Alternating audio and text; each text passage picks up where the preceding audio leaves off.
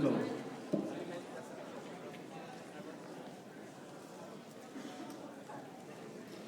Okay, so I'm going to talk about the evolution, a little bit about the evolution of the iPod, iPhone, and now the iPad.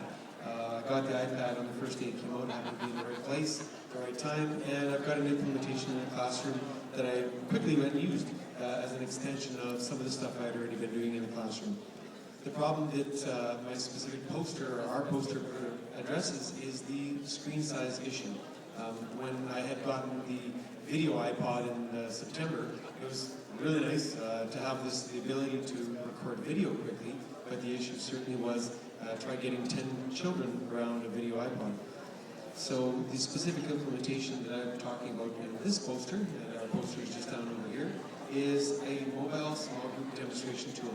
And I've been using video in a classroom, in a dance classroom, in a phys ed setting for a few years already. And the previous tools aren't quite large enough. So my poster talks about the evolution of the iDevice, or my next several slides, some of the key attributes that make the iPad device useful. I don't work for Apple.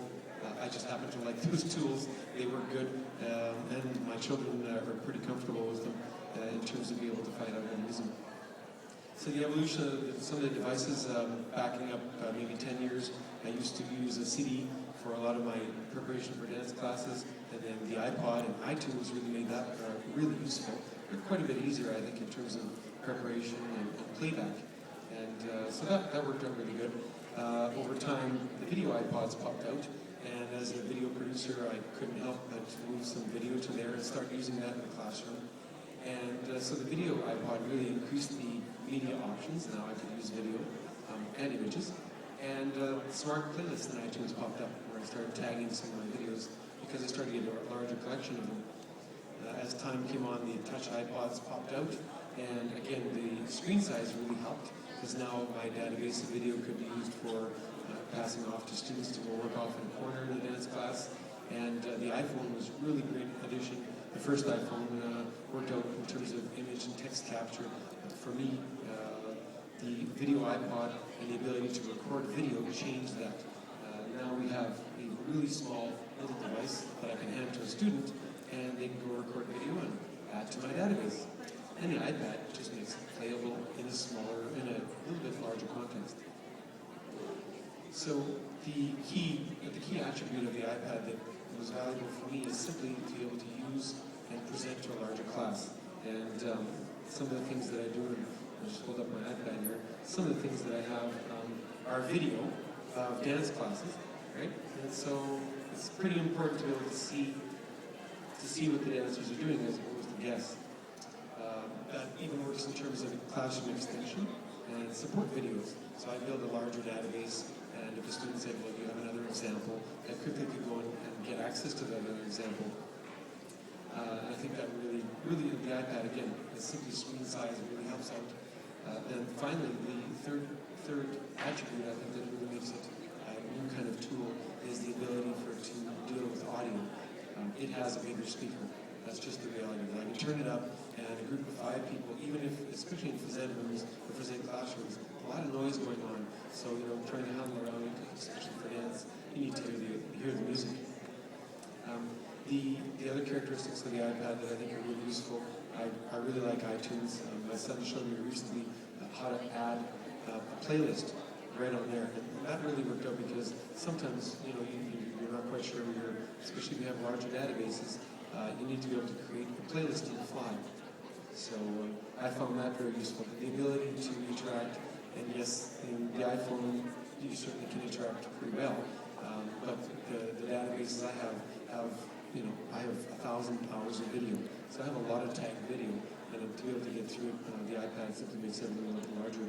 In our poster, this image shows up several places. If you can see the instructor, my wife's actually showing a group of young children a series of dances that we had captured in the previous week, just before they actually go on stage in a competition. So preparation and extension of the classroom really works out with the iPad.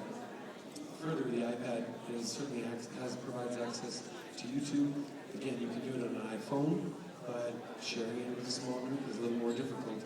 Sharing it with 2 people on an iPhone is difficult to write the right amount of people, sharing it with a small group of people, 10 people, certainly more capable on the iPad. So yeah, this key component in my described use is the ability to capture video quickly. It's really helpful to have video iPod because the format that you capture it in, you simply drag and drop it. And so that's a really nice application of the two tools in combination. Processes for building a multimedia library. In the past, it took a camcorder, and this is what I used to do in the past. Here, you have to record it, export it to iTunes, convert it, organize it in your playlists. As time's gone on, fortunately, things are getting a little bit easier. Hopefully they'll get much. Today, like I said, my implementation is simply use this device. You can use it with your iPhone. You plug it in, you synchronize it, drag and drop it. It's there in a second. You certainly can do it a lot quicker. And not much technology in the way. Pretty transparent technology.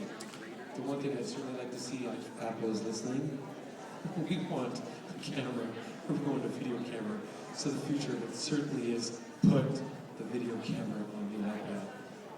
And I'm presuming that they're going to be able to do that, or they're planning to do that, and I'll be the first one to buy it because it works in my classroom.